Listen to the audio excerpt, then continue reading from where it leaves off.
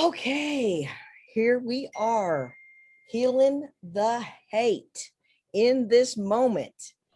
Um, I'm wondering if we should change the name from Heal the Hate to Feel the Love. Um, Yes. how about Heal the Hate and Feel the Love?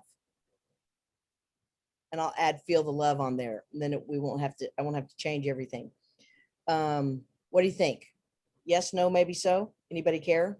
Yes, I got 2 yeses, 3 yeses, 4 yeses, 5 yeses. Okay, I'm going with it then. So I'll need to get my assistant to change the meme. So one of the things I wanted to see about us talking about, because I had something that came up with my dad this week, was on male versus female. And I also was in a call with several men the other day. And one of the guys asked all the women, what do you want from men?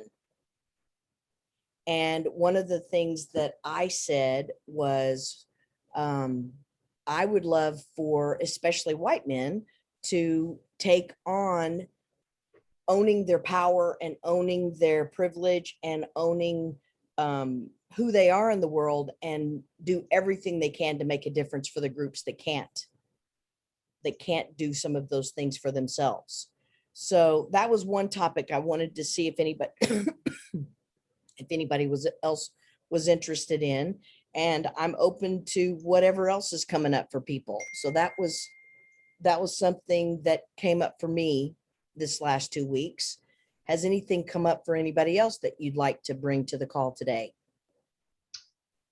Go for it, Doyle.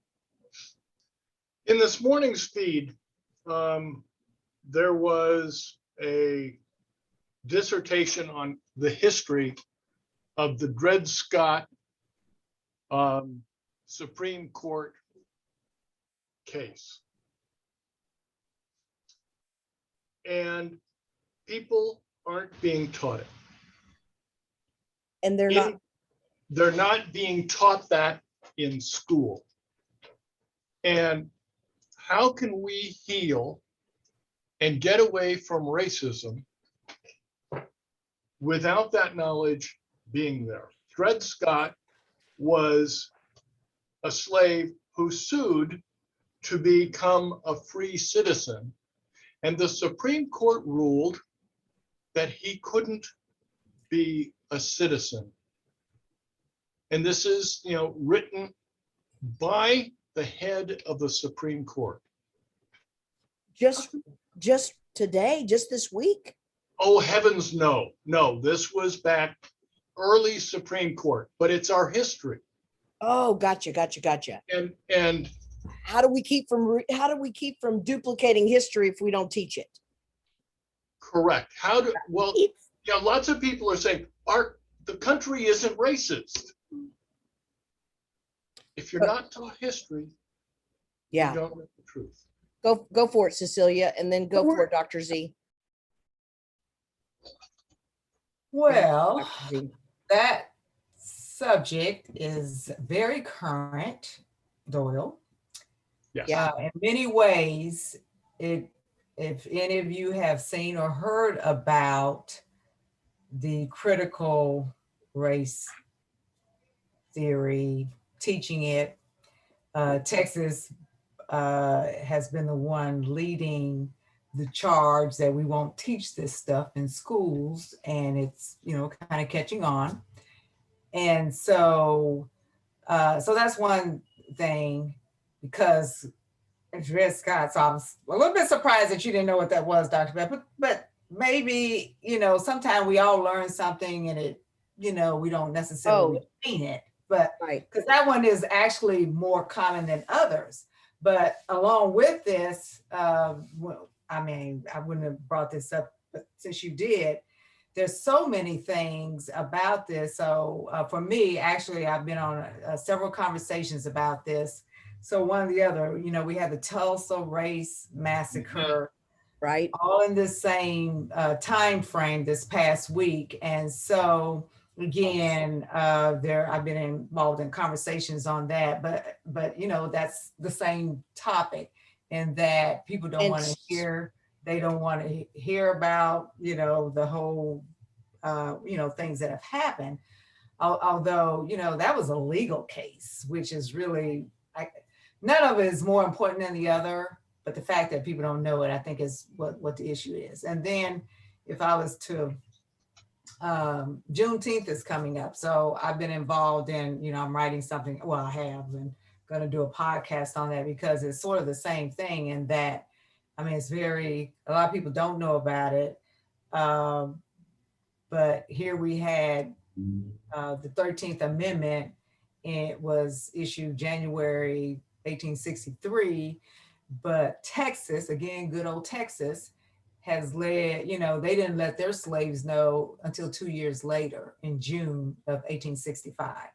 So all of these fall in the same, under the same umbrella of not wanting people to know these things. And so I guess I'll just put a tiny little bow on this.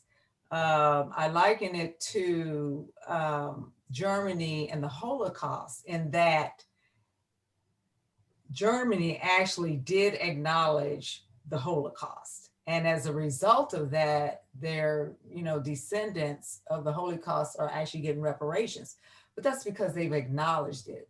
America is not acknowledging any of these things. And now that's a broad sweep, but I mean the places, people that matter in terms of passing policy. Okay, hey, we can't even do voter rights, you know, right? But there was something this week on MSNBC. So you asked a question, and I just would sum it up to say that, you know, this, what MSNBC showed was all these historical things that have happened, including, you know, like Dred Scott or some, all these things have happened. We're just seeing history repeat itself, right. you know, that nobody wants to acknowledge and, you know, act like these things didn't happen. So I was kind of bemused by the, yeah, we ought to change Heal the Hate, because one thing's for sure, I don't know that we're going to make any changes. So yeah, it needed something else. So that's my comment to what you said, just that's related to, you know, teaching history to, you know, people, everybody. So let me see if I'm hearing you correctly. So what I'm hearing you say is, Sorry, I got to put these phones off. no worries. Okay. So making sure that, so keep heal the hate, and feel the love.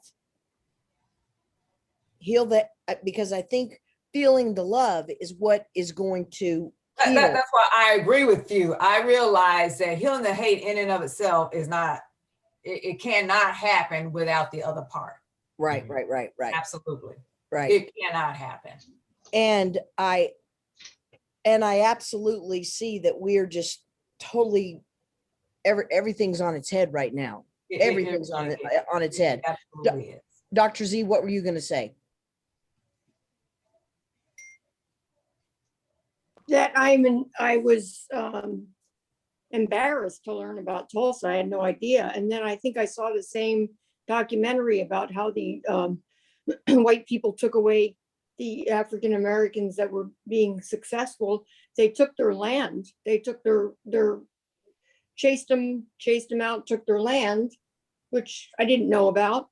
I'd never was taught that in school. I did, granted, not grow up in America. I mean, I was educated in every couple of years we moved. But anyway, in different places like India and Iran, they're not going to teach American history like that. But it's so important that we teach the history. And when I was in college, I was learning about women's history for the first time, because women aren't included in history. That's why it's history. And, you know, you go through your life as a woman thinking that women have never invented anything, women have never done anything substantial. And, you know, we have women who are physicists and astronauts and freaking doing mathematical things and inventing things, and you don't know about it. You just hear about the men. That's, you know, the patriarchy. Don't get me started on the patriarchy. Let's get back to this whole thing with That's why I don't think it's going to be a slam dunk. Texas is not going to get away with not teaching American history, but we don't even teach what happened, what the European settlers did to the first people either. So, you know, the trail of all the decimation of the people that were here before us. I mean, it's kind of glossed over how we just stole their land, just took it.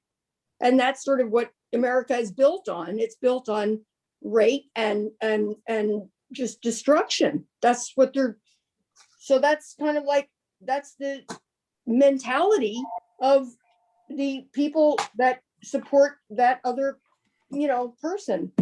It's the mentality of just take what I think I want and to heck with everybody else.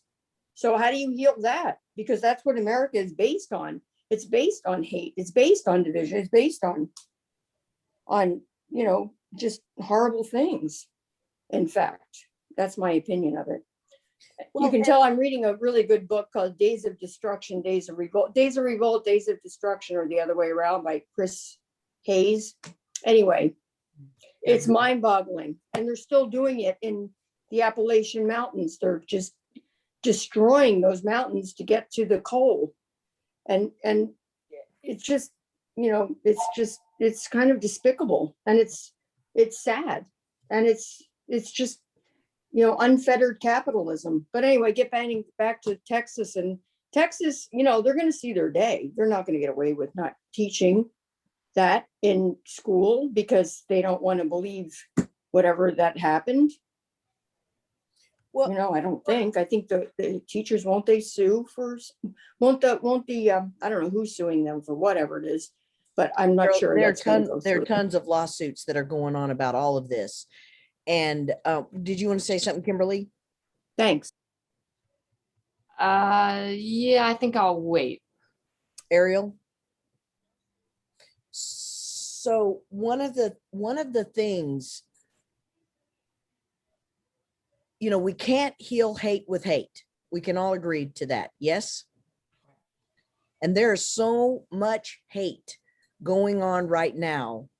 And I think a lot of the hate is coming from fear and misinformation. So I was at a party on Saturday night, and there were two people that were on a different political view than mine. And what I was trying to do was well, even Erica says, except for Marjorie Taylor Greene, you know, I don't know. Are we going to? So one thing is, I think we've got to give ourselves permission to feel our feelings, all of us, and feel our sadness, feel our rage, feel our hurt, feel our disappointment, feel our embarrassment to be white. You know, just all the different feelings that may come up for anybody. And then how do we deal with that within ourselves? And how do we slowly start to make a difference with people that we engage with?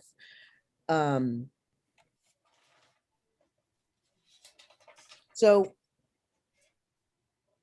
who else has had something that's come up this last 2 weeks? Kimberly, Ariel, Erica, any one of you guys? Go for it, Ariel. Well, I'm not worried about Texas, so I am unaware of what's going on in Texas. I've been not paying attention to that, but I have noticed myself just how agitated and angry in general I feel. It feels visceral, like it's in the air. It's just everywhere. I just feel like everybody is all riled up, and it's thick in the air. And after the shooting in San Jose, I guess that my hackles are up, and I'm really looking at not black and white and this, but really just how fearful people are and how angry and irrational people are at the moment. So that's just where I'm sitting and what I'm noticing right now. So excuse my ignorance around Texas. Well, there's definitely, California's a mess too. So it's, I think there's 400 and something bills on voter suppression right now in 48 states. And I still don't think I think I'm an eternal optimist. I am just an eternal optimist. And I think it is actually in it coming up that, like, even the people that I know that have voted in a different way, they still love me. And they're most of them are voting physically conservatively and socially liberal. So they're more interested in how to save money. And I think part of that is because money is being misconstrued. Like when you listen to information that's being shared, there's fear mongering saying, if this group gets in place, they're going to take your money. The taxes are going up. Everything's going to happen. And it's all the middle class. But everything I'm hearing, and I don't know if it's factual, but it's based on what I've heard, is that the only tax raising is to actually get the top 1% to pay the taxes they actually are supposed to pay, and to change the billionaire status. I don't know if you guys saw that the top 25 people that make money are paying less than 3%, 0 to 3% in taxes. So there are some, my eternal optimism is when you talk to anybody one-on-one, I don't think it's that we hate each other. I think it's fear.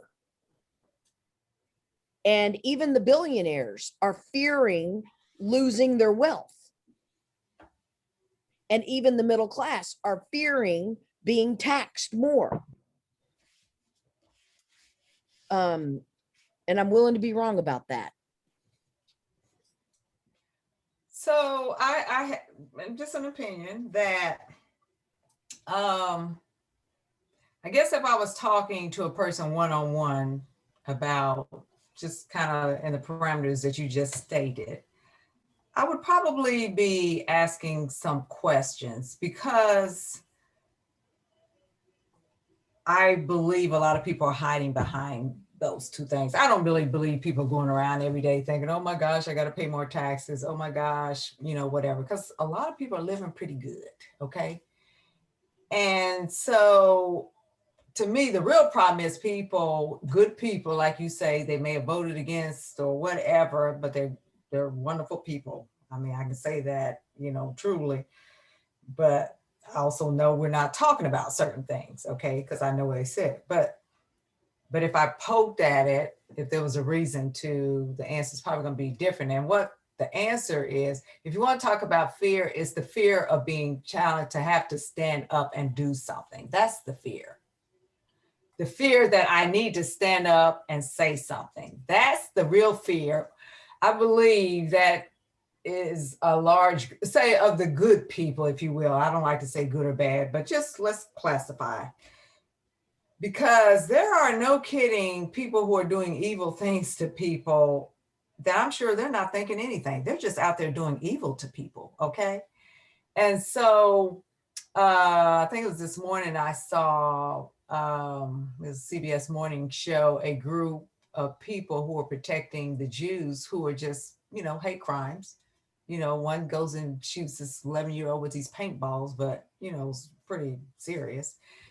And so these like one guy, again, if you looked at people by looks, thank Kevin, I mean, we shouldn't, someone would say, oh, he's one of those people. He looks like a skinhead, but he's not. He said, so he was into martial arts, black Say guy. that again, Cecilia, say that again. He looks like a what? Somebody would say, oh, he looks like a skinhead and be afraid. But no, he was actually standing up. He was doing martial arts. There's a group of people who banded together, guys, to protect the Jews. And they have, they're not Jewish. What they're saying is this is wrong. Right. These people are humans. We have nobody has the right to do this to people. So what I feel like, there are not enough people standing up to to say something and do something. So I feel like this is sort of a broken record for me, because I honestly feel like that's the only thing we can do. Each one do something, it's kind of under the John Lewis kind of quote, see something, do something. Right, right. So I participated yesterday on a Black Enterprise. It's a organization. They've been around actually 50 years, and they kind of gotten out of the limelight for a while, and they've come back on. But now they've taken a stand on having public free conversations. And so they had a panel on yesterday, and it was about 1 year later after George Floyd, where are we today? And so it covered, multitude of things, and, corporate responsibility, the systemic issues against, employment, police accountability, hour and a half kind of thing. And so at the end, my takeaway I took some notes and thought about it, but reflectively speaking, at the end, really, to me, what they were all saying is we all just have to, pull our wagon, and we just got to continue this race. We got to continue fighting back. We got to continue calling out people. We got to continue making people accountable. That really was the ultimate message across the board. Now, I can take, and let me give you another, okay, so that's an example of people doing something, they're, kind of CEO level, but they're saying, hey, even though we're in leadership, even though we're CEOs, you know what, we got to get down at the operational level, tactical level, and sometimes we got to do the grunt work. That's really what it amounts to. So where I've recently worked at, second largest Air Force base or first largest, I'm not sure which, but whatever the case. And so they've had subtle ways of discrimination for a very long time, and I sort of alluded to, a couple of things, but here was their issue that they just had. The person called me on it, and I was in contracting. And so this lady is over the contracting group, which is a large group of people at the base, over the diversity. They stood up for diversity and inclusion. And so they have a newsletter. So they, two things, the last thing they put out was a thing on pride, because it's Pride Month. So they put out this thing about pronouns. People wanted to understand the pronouns. So they talked about that. And prior to that, because they do it quarterly, they did one, with the inauguration and people who, we got a diverse presidency administration. So the federal, it's a conservative newspaper in DC got hold of this. And they're saying, oh, this is, all these leftist people, and look what the Air Force is doing. And so the lady who's over this group putting up, they were called on the carpet for this.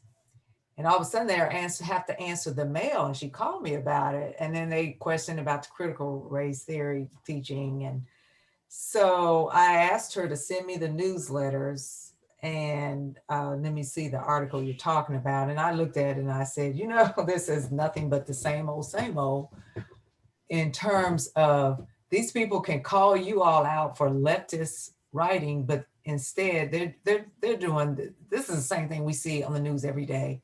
People calling out things, calling out the other people's agenda because it's not their continued agenda. I'll speak a little bit more on this, but I said, you can't let this go. You guys can't shut down. They said they're going to acknowledge diversity and inclusion. There's a lot of people at that base that this affects, and you can't shut down. The question is either you're going to have this or you're not. They can't speak out of both sides of their mouth. And so that's what you're going to have to go back to them with and explain, hey, we have a group of people who want to know about this. And, these are people we work with every day. And now you want to tell us this isn't okay because some newspaper wants to talk about what they're doing over here. But I also told the lady, I said, and I would also, to her, I said, I would also tell them, Well, okay, before you guys get all excited, they really called out everybody who wasn't, again, on their agenda, because they didn't only call out, first they called out the group, then they called out this Air Force base, then they called out the Air Force, and then they just called out the Department of Defense. And my point is, these are the same kinds of things that people are giving into. You absolutely cannot give into this. Right. So, and if so, I mean, it's got to be publicized. So I was just giving that as an easy example that, wow, it's just, I mean, something that's kind of innocent, in my view, really just stating the facts of how people want to be addressed, or who was elected or nominated, or, in the administration. And we're gonna yield to what's public information, and we can't do that. So it's when any of us are involved in a situation, we have to speak up and not just let it go. And the last takeaway, my last comment at the moment, that the group said yesterday, we are at a critical point right now. Yeah. That if we let this go, if we do not speak up, if we do not stay on track, if we do not continue the course, We're going yeah, down. yeah. It's just too much. It's like Doyle brought up history. It's out there now. You know what? Pandora's box, that lid is not going back on there. And I think that's a good thing. That's the part that I'm saying is feel optimistic. None of us can say we didn't know anymore. Go ahead, Doyle. So yeah, what you're pointing to is the gaslighting Mhm. that is going on, where, it's okay for them, and then they call the other side out Right. saying, you're doing that. I mean, and it's rampant on a personal level as well, Mhm. with, partners of, you always leave your socks up. Well, so do you. Right. It's easy for people to not take responsibility for what they've done and what they're doing, Right. so that they turn Yeah. they turn the vision from themselves to something else. And Doyle, the other side of that coin is when we call people out, call them out, Mhm. it creates defensiveness. Right. So instead, asking questions and having a list of questions, I like to take a group and say, help me understand your reasoning. You love me, right? Yes. You believe, you have blah, blah, blah. Yes. And I just take them to things that I know about them. And then I say, and this was one of the things I said to Dad the other night. I said, when men do this, I feel hurt. I personally, your daughter, feels hurt. And so I think it's all of us owning our own pain and owning our own fear and owning our own disappointment without making the other person bad and wrong. Yeah. Yeah. For being who they are and their ignorance and their whatever. It puts us all into hate. I'm now hating on you. You're now you have permission to hate on me because I just hated on you. Mm-hmm. Now you can really turn it up and hate on everybody. Go ahead, Kimberly.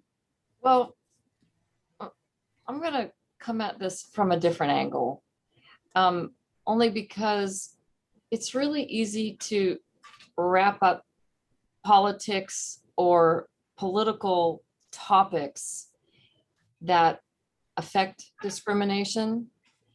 And I think in order to heal the hate, I would like to see us talk about what we really can do and acknowledge all the things that you guys are talking about. But there's so much that we can't do.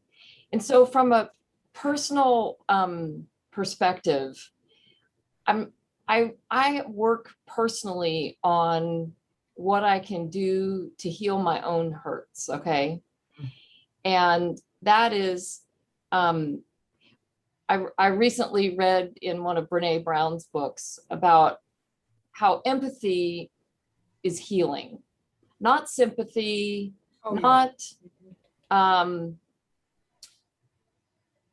pointing fingers about who's doing what, or acknowledging things that don't necessarily heal, but are things that need to be changed. So we all need to do better at taking a stand on doing better in hiring and whatever else involves discrimination. But what can we do to actually heal some of the pain that has happened historically? And so I'm not sure if it was Cecilia that mentioned that Germany acknowledged the Holocaust. Was it you, Cecilia, that Yes. said that? Yes. Yeah. Okay, acknowledging it, that's huge. Maybe we won't get the country of America to acknowledge all the wrongs that have been done, but maybe we can get groups of people Right, to acknowledge, right. and then that actually would fuel some empathy. You know what I mean? And so I don't know how you do that on a grand scale, but you do need to get, I think, this is just my opinion, I think we need to get people to admit on a public level, wow, we really messed up, and we really apologize for that. And so it's this country's too the polar points of view. I don't know that we'll get what we need from everybody, but who are those that we can get along this bandwagon? And I don't know the answer to that. That's a big question, but I think making a stand and doing things differently is definitely the goal. But getting there is, okay, let's just show some empathy along the way to create some healing so that we can get started. Otherwise, we're just going to talk about the polar opposites until we die. That's just Yeah, my and, feeling. and I wonder, you know, I agree with you, Kimberly, completely. You know, when you look at the bell-shaped curve, I think we focus on the primary haters, those that are shooting people in synagogues, those that are, you know, doing crazy, rash things. And I've got to believe and hope that that is such a small percentage. You know, I think there's, what is it? I've heard some of these numbers. I think it's 55% or 55 or 60 are Democrat and 45% Republican. Is that right? I don't think I know the answer to that. So it's And somewhere, there's those in between or whatever, but yeah. so it's somewhere around there. Then let's take the 45%.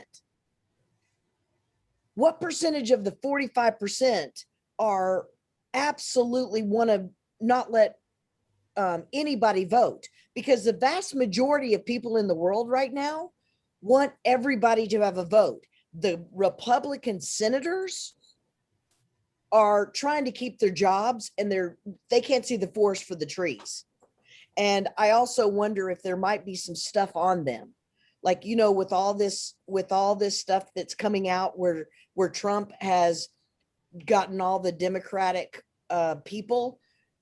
I can't believe that all those senators, all those Republican white male senators, do not want blacks to vote, do not want Asians to vote, do not want anybody but white men to vote. I just can't believe that all 50 of those senators believe that. I think there are some things that somebody has done, maybe, you know, the FBI and a lot of the legal stuff that's gone crazy, I just talked to too many Republicans. I have a lot of Republican friends, and they are not like that. I worked with them in the automotive industry. And they're So somebody needs to be writing stories in the media that is not true for all Republican white males. Somebody needs to be publicly opposing whatever is out there. But that's what I'm saying, it Beth, is, is it is, Kimberly. There is I think it's 85% of the people want the two voting rights, 85. I mean, there's a huge percentage of the population. I didn't quite hear that. I heard a lower one, but they are the majority for sure. But Cecilia, was that from the Republicans or the vast majority? Because that's what they're saying. Okay. We need to take all these Republican senators, and when you poll your people, they want what the Democrats want. Like a lot of gun violence, like all these different things. Go ahead, Dr. Z. It's dark money, you guys. It's the dark money. It has nothing to do with them, really.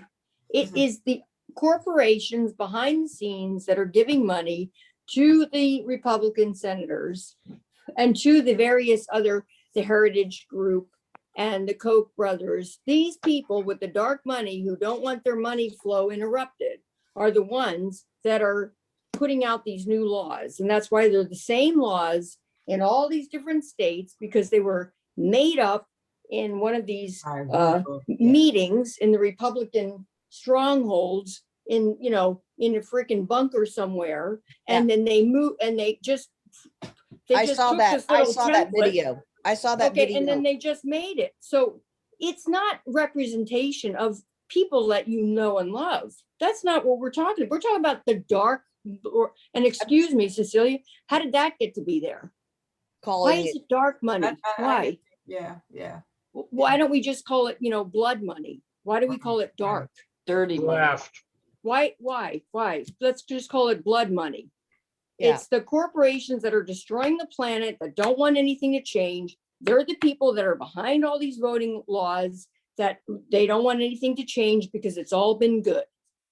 Okay, So to your point, that's exactly, I agree. I'm sure we got more than two people here agree, but to go back to Kimberly's point, it's hard in this conversation. You sort of address one thing at a time, but I would say, because we can't fight the corporations. right. I mean, we can't, group it of says, seven what can we, people- what the parts that we can deal with. And if more people do it a little bit, because empathy does go a long way. I mean, I've heard it about me. Empathy makes you approachable. Acknowledgement, empathy makes, it opens up a conversation, as Dr. Beck would say, to allow people to ask questions. So that is truly something, that at least most of us can do. And it's just and so like all these ridiculous laws and policies that are just heinous in my, they certainly don't support human rights. Okay. So at the end of the day, that means, when there's a vote or whatever, it's like everybody I'm talking to is, are you voting?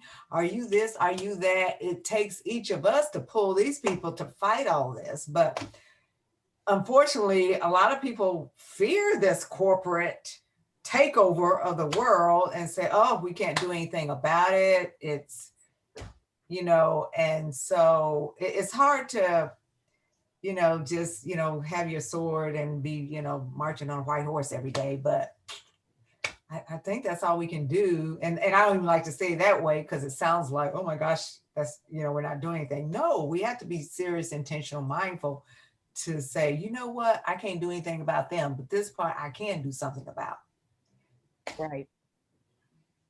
Well, I just really, go ahead, Dr. Z, you go first. I listened to Brian Tyler Cohen. He has a podcast now, so he's on YouTube. And he is mobilizing the grassroots efforts to get it started now, so that when the voting happens, people are already lined up. They're already registered voters. It's not a scramble at the end. And we continue to support people to have their voting rights. We wouldn't even be talking about this if it weren't for that, Dr. Beth, healing the hate. We Well, wouldn't that's- even be having this discussion about voting rights because it wouldn't even be occurring to us. And if- isn't that awesome?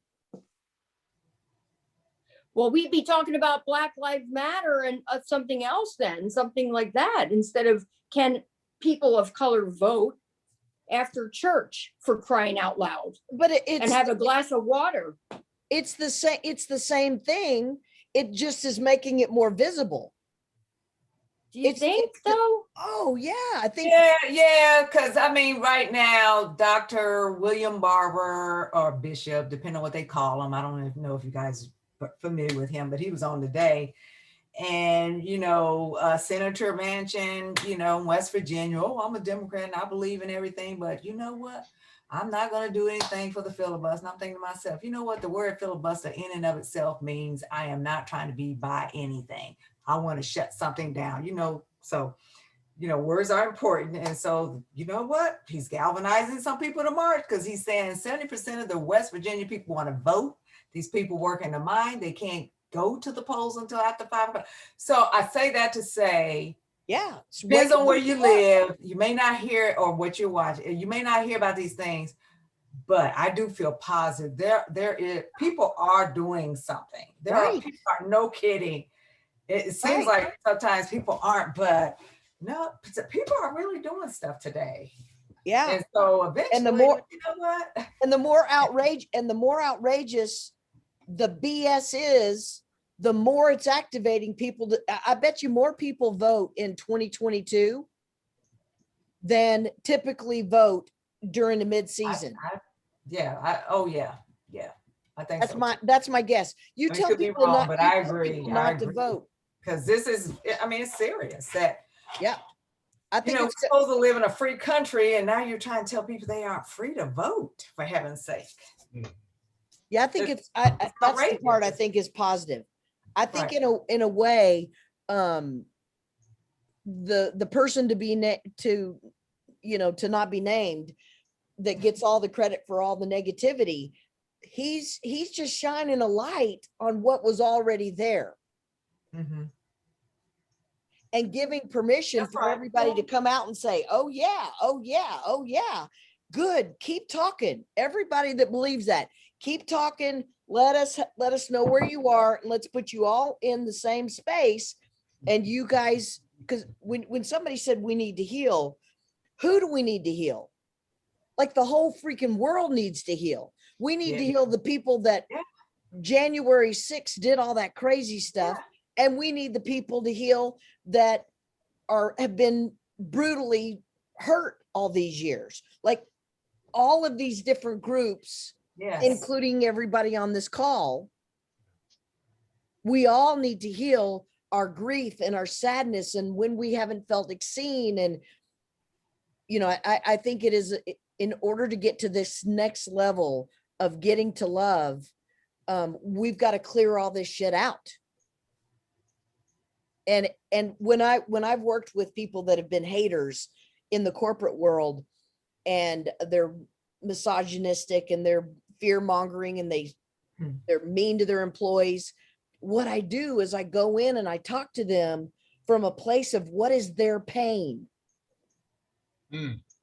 And one of the dealers that I worked with, that was one of the meanest dealers that I worked with, he was teasing about how his father used to pick him up on the wall by the neck and his little feet would dangle.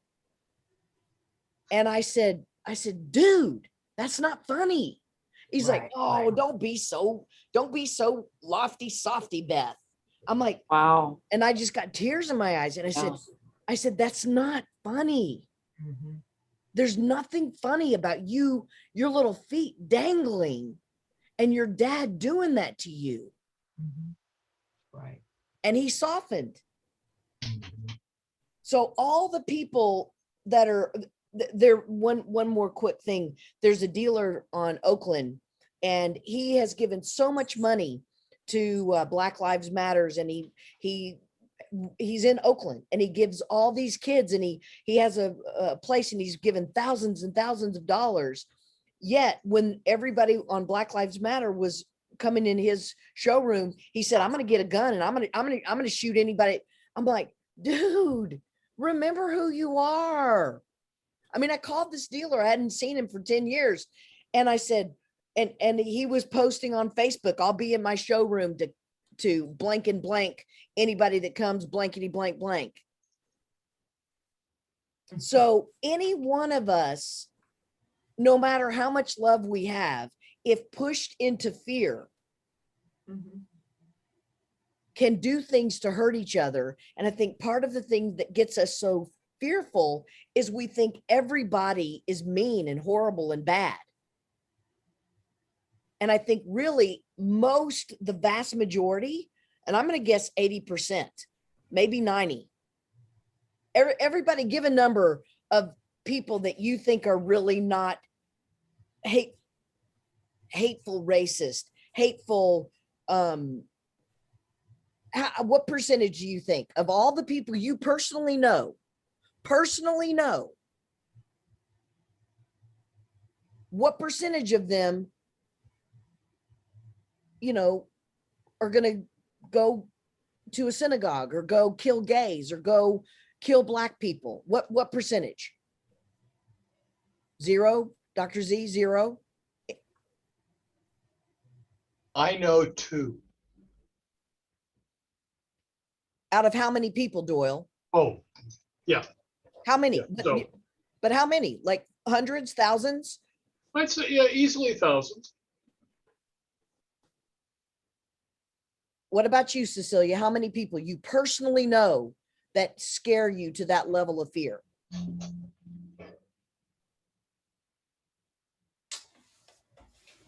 So I'm kind of like Doyle, but you did say something that I do know to be true. And What's that? that is the nicest people can be pushed to fear. Right.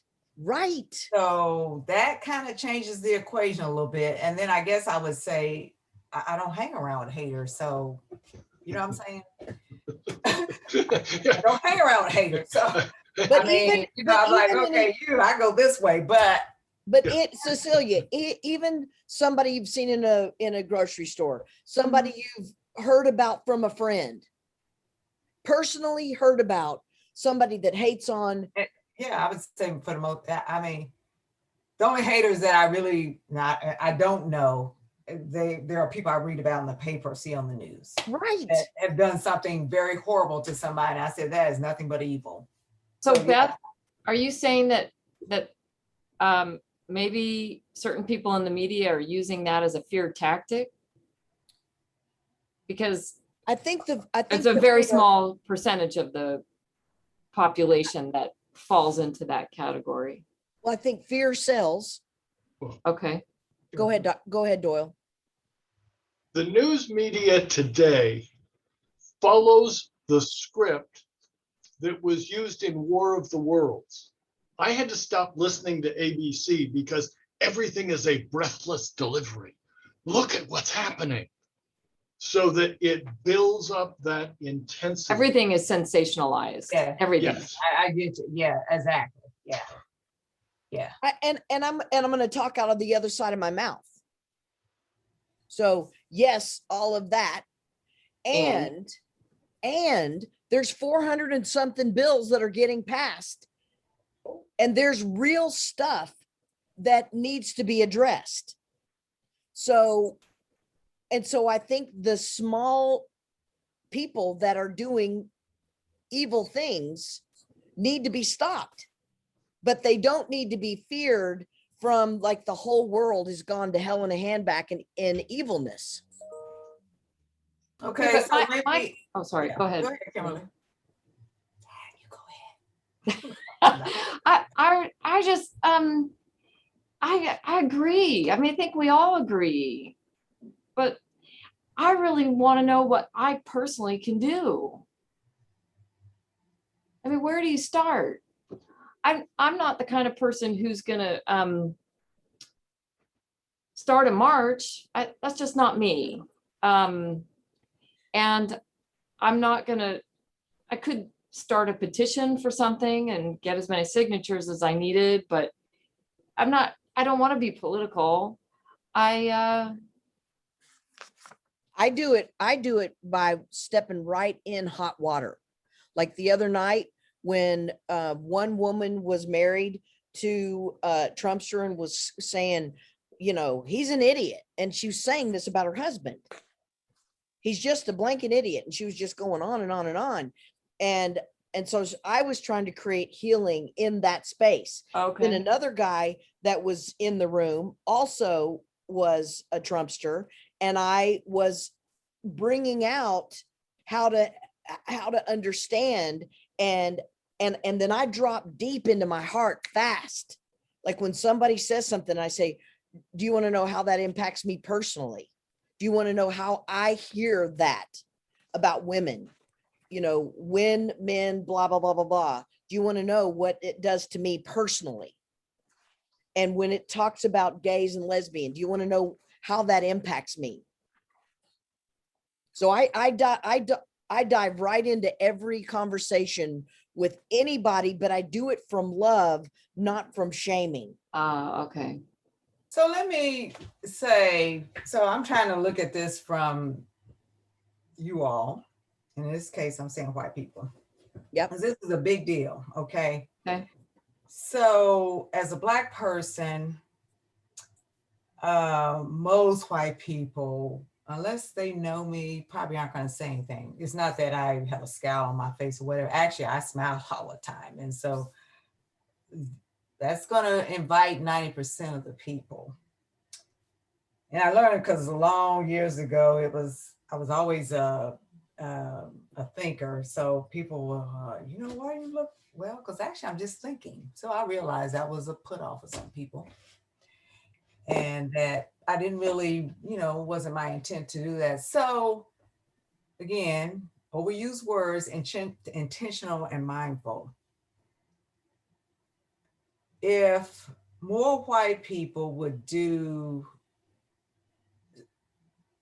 because I don't know. So yesterday it was a guy walking in our neighborhood. I didn't know him from Adam. I don't even recall ever seeing him. And I've been here like 19 years. And but I went to the mailbox and I said something to him. And somebody, oh, it's a nice day for a walk, just chit chat, you know. And he said, yeah. And I noticed he looked kind of whatever, but I thought, you know, later I said, you know what? I don't know what this guy was, but you know what? Maybe he doesn't even like Black people. And maybe I was one that, she spoke to me and blah, blah, blah, you know, little things. I was in a cellular company today, and having spent some time with this young man, he was a Black male. And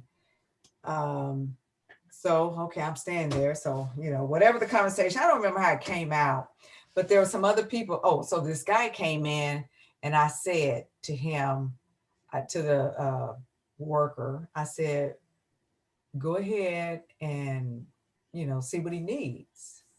Because I know how I feel when people ignore me, Black, but you know, I'm turning the table to say, ask him. I don't mind love you that. asking him. I Okay. love that. And he did. And the guy said, no, I know you were here first, man. You know, Oh, I but love that that. is I love that. you know, there's so many little things that are so important today because a lot of people are just on edge. And I'm trying to be one to get people off that ledge, you know, because Right. every now and then I get on the yeah. ledge myself. Yeah. I don't really particularly care how somebody, okay. And then, so even later, and some other guys came in and, you know, they only got 2 people working because I'm very sensitive to people's time and other people around because we're trained to be, oh my gosh, you know, so I kind of, you know, look at it, walking ahead and, you know, they don't have enough seats for people. And so I don't remember what the young man said. And I said, you know, yeah, you have to talk to people in a certain way. And, you know, he kind of got them laughing. And that's kind of something we Black people sort of do because we've been sort of trained that way. Yeah. To keep it light, keep people kind of, you know, whatever. So I told him that was good. And he said something about what his father told him. I said, that was good. I said, you know, some of the old school people, I said, however, we got to learn how to talk to people. Now, I ain't telling you to sit down and back up, but you know, we all have to figure out what's the right way to talk to people. So here it was, I didn't know this guy, but just sort of any opportunity that I can help him think about it in a situation where he might feel like he's being put upon. Because if you look at him, I mean, you know, he's a whatever. I mean, they allow their employees to dress, you know, in his little holy jeans or whatever. Everybody wears like that, you know, but he's got his, you know, work shirt on. But I know how sensitive people are on Yeah. both sides. And so what I'm trying to just do, not that I think we can just look for opportunities, whether it's the grocery store or the home, to just, if more people just sort of engaged with people, don't be so put off and whatever. So We're scared. somebody- Don't be Yeah. put off or scared. yeah, I realize people are just people that just go on and try to get. And in fact, I came home, I was talking to my husband about it. I said, you know what, at the end of the day, because I saw these brown people sitting around outside, I said, I don't know if they wanted to come in, what they were waiting on. I said, but everybody needs a cell phone. Everybody needs a cell phone. And that's how people communicate. And so I guess what I'm trying to do is, if I see something, and I've sort of been that way. I've honestly been that way, kind of, you know, because people need to be taught to help everybody see somebody. A lot Right. of time, people just got their blinders on, don't see a person in need or just something. Maybe they can't speak. I saw it the other day, and I said, I know this guy, store guy, was trying to help him, but he really needed to look and realize this man couldn't understand English. Yep. And he wasn't ignoring him. It's, we have to be open and looking at people to understand what the signs are. And I can That would help speak a up, whole lot of things. and I can speak up for anybody other than gay and lesbian. You can speak up for anybody other than a Black woman. Mhm, mhm. Like, we can speak up for people that aren't us, and we Right. can get away with murder, saying pretty much anything in their defense, whoever that there is. Right. And so part of what I'm doing in all the studying I'm doing on news, some of these, at some point I'm gonna have to cut myself off on this stuff, but I really have felt like I needed to learn some things. So then what I'm doing is I'm educating people on some things and doing it in a different way other than fear mongering, because most people have just cut off the news. Most Right, smart people have stopped watching the news. Right. And I was one of those. Right. But the downside to that is, my daughter was talking to me about a friend, you know, that they walk with, and they have conversations lightly because she's a Republican, my daughter's a Democrat, but they were having some conversations, and what this young woman said something about, oh, people are not going to vote for Trump. They know how it is. And my daughter said, really? You know how many people are out there supporting him and blah, blah, blah. She said, well, I don't watch the news and I don't know nothing about that. That's the downside. To me, you have to temper not watching the news. You need to know a little bit about what's going on. Just get your little taste and then cut it off, especially if it's driving emotions. Because I mean, sometimes I hear, okay, I got the subject. I don't want to hear all that because that's just crazy. You know what I'm saying? Yeah. And But we do also need hearing to- what they're hearing. Like, Yeah. I talked to Right, a lot of exactly. Yeah. I talked to a lot of people on Fox News that Mhm. watch Fox News, Right. and so I ask questions that are counter to what they know. Right. Do you really, did you watch you? that, and what did you think? Did that make sense to you? It's like, Yeah. Did Right. you hear about, no, what? Did you know no, what? Did you, I'm, and then I say, I'm willing to be wrong about everything. mhm, mhm. And I don't know that what I'm hearing is correct, and I'm not sure if what you're hearing is correct, but we sure need to talk to each other so neither one of us are duped. Right. Yeah. So what about you, Kimberly? What are you finding to do that works for you? Well, I can't speak to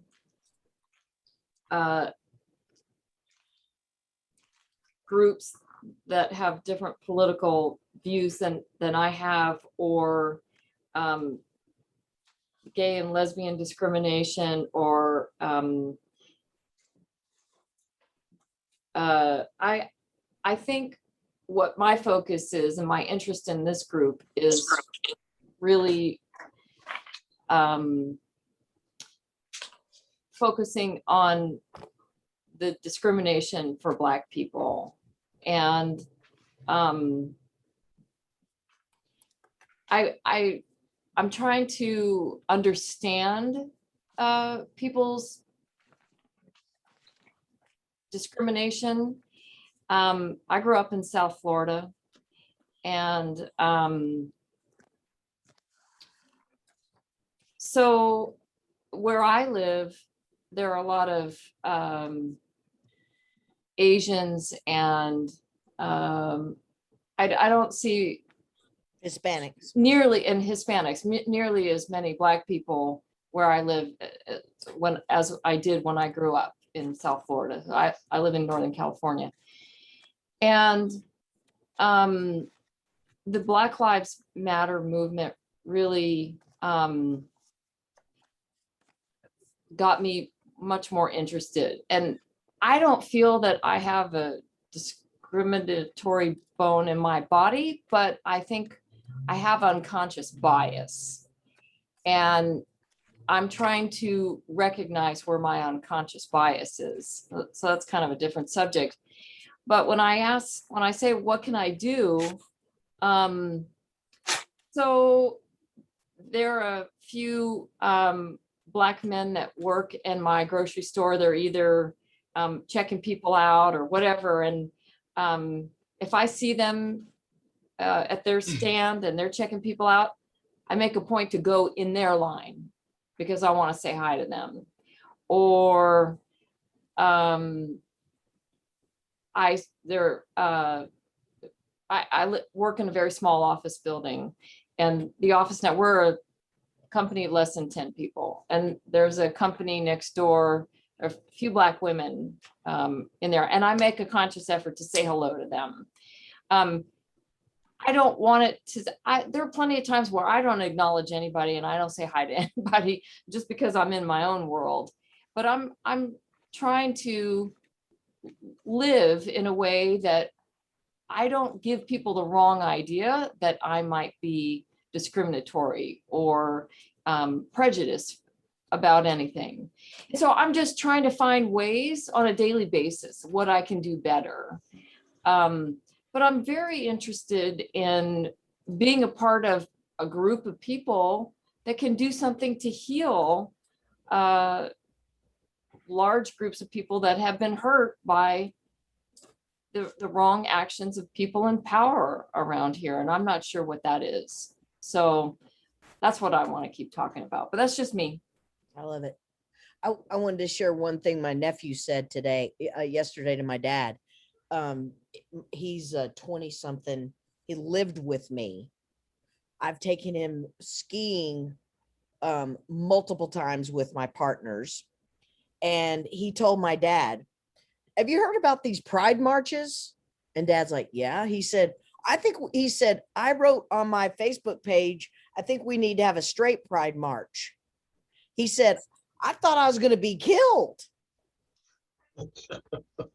And, it's kind of like the Black Lives Matter. And I said, all lives matter. It's the exact same thing.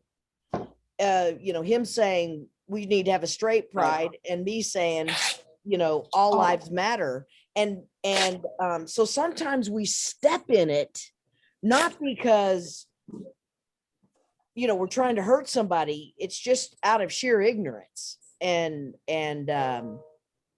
naivety. What about you, Dr. Z? What are you hoping to get out of this? Just everybody else's opinion. It's always good to, get everybody's opinion, but it's going to take the grassroots effort, just like it did in Georgia in 2020. It's the same thing. We just got to keep battling on. I'm sorry. That's the way it has to be done. You have to fight fire with fire. They're not going to give up. They don't want to give up power. You can't just roll over and say, oh, okay. No, No, we all have to be in our 17-year-olds. And I'm sorry that your nephew stepped in it, but yeah, it's just that's exactly what it is. It's the default setting is white male. Yeah. So, yeah, you don't get to understand that until you are something other. Yeah, I was saying to my dad about this, women, he said, how women look. He said, that's why you put purple in your hair. You're trying to get attention. And I said, well, I'm trying to be on brand, that I don't show up like a normal psychologist. So I want to put it out there that I'm different. And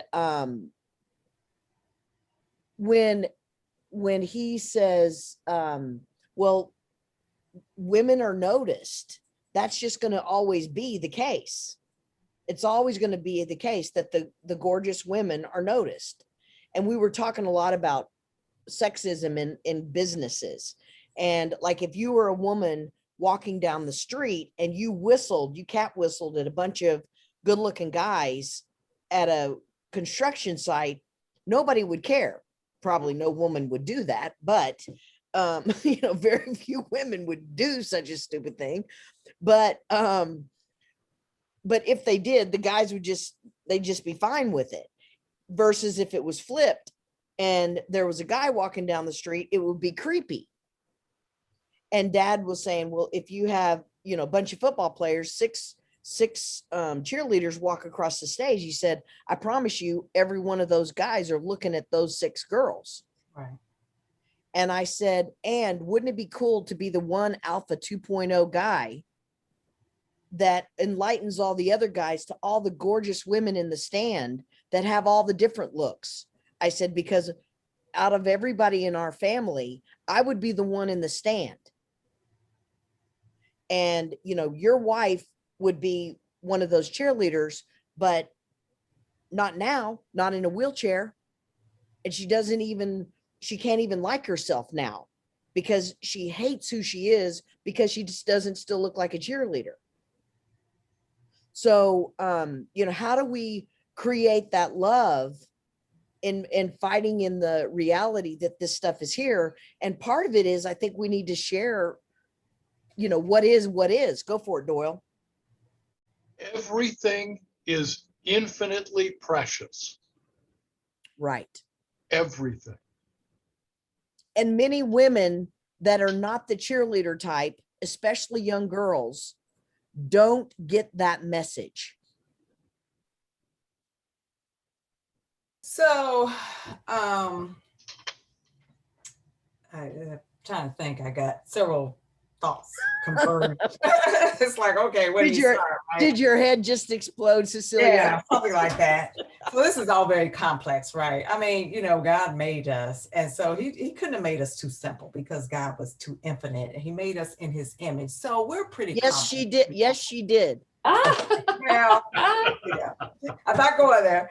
So I just know God is God. But right, exactly. With that being said, a lot of all of our questions and inputs and comments, I mean, the reason I like talking to people or try to think about people is that we do need some understanding. And even so, I can linger a little bit on the women part.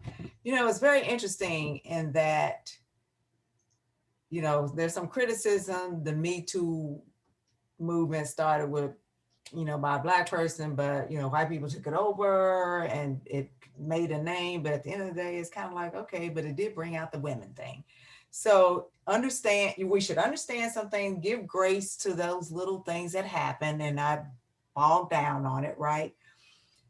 And help the other women that say things. Oh yeah, it's been. I didn't know the Me Too movement was started by a Black woman. Yeah, it was, and they got the name.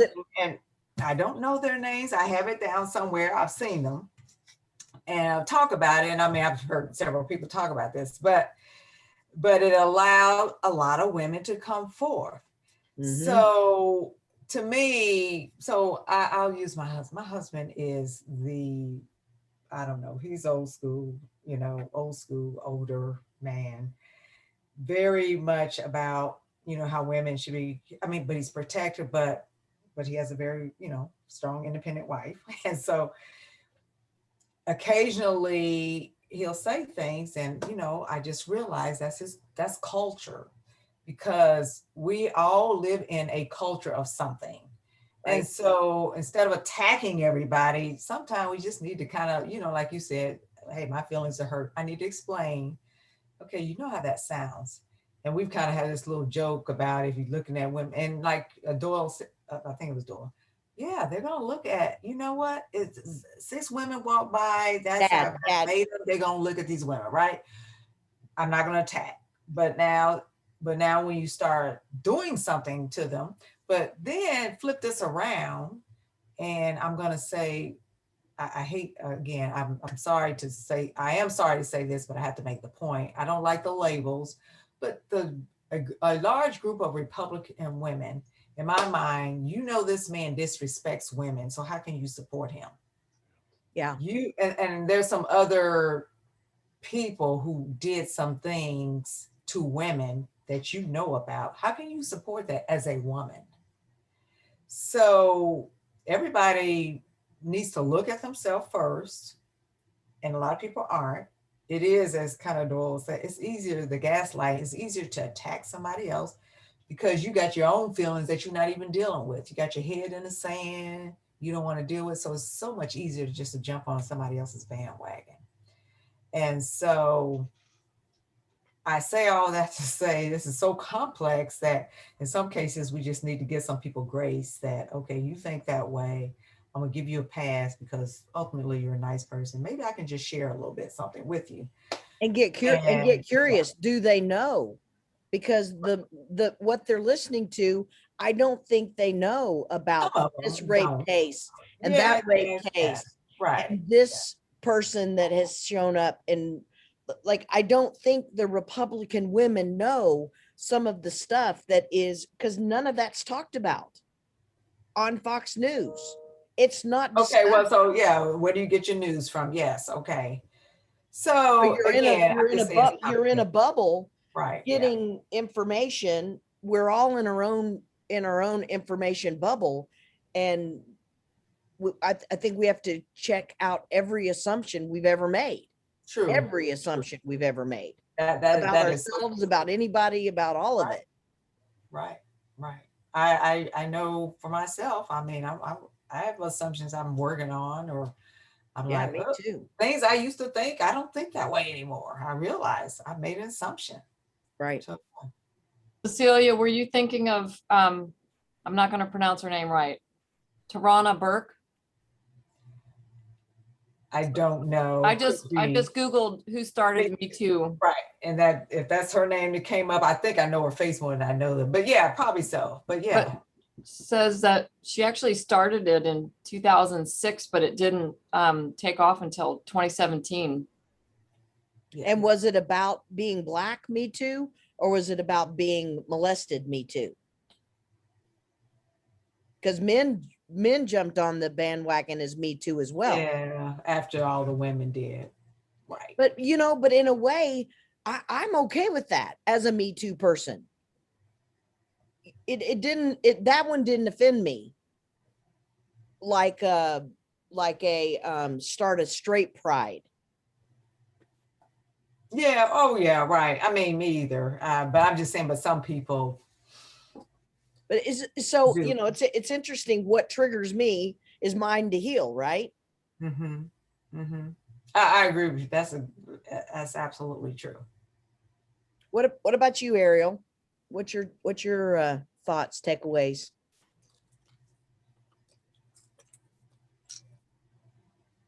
Can't hear you.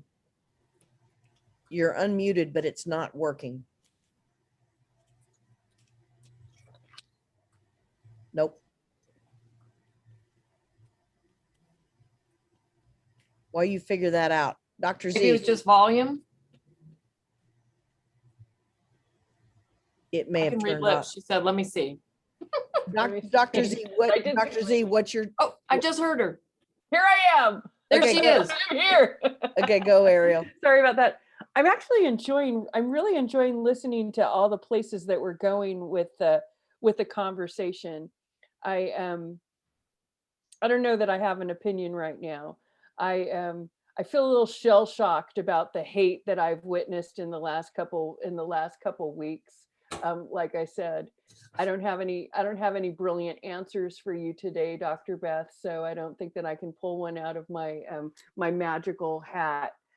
Yeah, I don't think I can pull anything out of my magical hat today. I'm just listening Yeah. to everybody cooking on this, and all of this. For me in my life, the male female thing comes up more often than the black white thing, and I'm sitting in the space of being a white woman. So I do have a lot of African American friends, but I haven't seen them in the last year and a half because we've been sequestered inside of the house. But yeah, I don't know, Dr. Beth, I don't have any words of wisdom for you. I'm really super happy that I got my microphone to work. So that was my big feat for the day. And I just got to brag on Ariel. She has my kitty. So she saved my little precious kitty. I'm still in Tennessee, and she got her at home with her little menagerie of Yeah, the hate that I'm healing right now is of the dog and cat variety, right? So I'm just I'm blending families on a different level. I'm looking at a different level here and trying to calm everyone down on a different level. Yeah. So you're just kind of having your own inner I'm in my own stirred, I'm really in my own world right now. your own inner stirred upness. Yeah. Sending you love, my friend. All right, Dr. Z, any takeaway from? We just have to keep plugging along. How are you dealing? How are you you, know. Dr. Z? How are you dealing with the Jewish hate that's going on in the world? How are you feeling? Are you feeling safe? Are you feeling? No, I was fearful, but I mean, what are you going to do? I masquerade as a white woman. Mhm. Nobody knows unless somebody asks me. I Mhm. hide it. I don't outwardly, I'm not really Jewish because I don't practice any religion. So doesn't, Mhm. but of course it's always bad to hear about what did something else happen. I mean, I was waiting for something else to happen. People are crazy out there and they're allowed to get guns. Yeah. I listened to Dr. Campbell on YouTube for the COVID. He's in the UK. He honestly couldn't fathom the fact that West Virginia is giving away guns to get a COVID vaccine. Okay, I did not know that. He asked if somebody could please email him if that's really, really true. That's true. And trucks.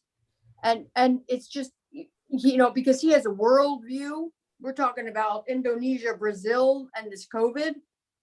And the thought that you have to bribe Americans to get a vaccination, it's absurdity. It's so hard for me to control myself because you see the deaths and just the disease and we have it and we have to bribe people to get it. Wow. $1 million lotteries, they're giving away, marijuana in Washington State. He said, if that's true, can you please email me? Because from his standpoint, it's like, it can't even be, it's not even fathomable that this other country is bribing people with guns who have such a gun epidemic. Don't even get me started on that we have in America. And yeah, we're giving away guns. That the whole vaccine is also misinformation, fear, absolute terror. I know so many people who quote this and this and this and this, and that's why I said to you, Dr. Z, we need more. We need more doctors. I have three caregivers, one vaccinated, two are not. Yeah, because I have most of my family, all my family in Arkansas, not vaccinated.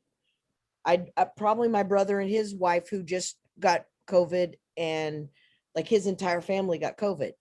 Whereas my people I have a girl in the Philippines and her husband died, 40. I have a guy in India, his mother and Yeah. father just died. I have another guy that's working with me in India. His mom died. So, you know, we just can't shame each other.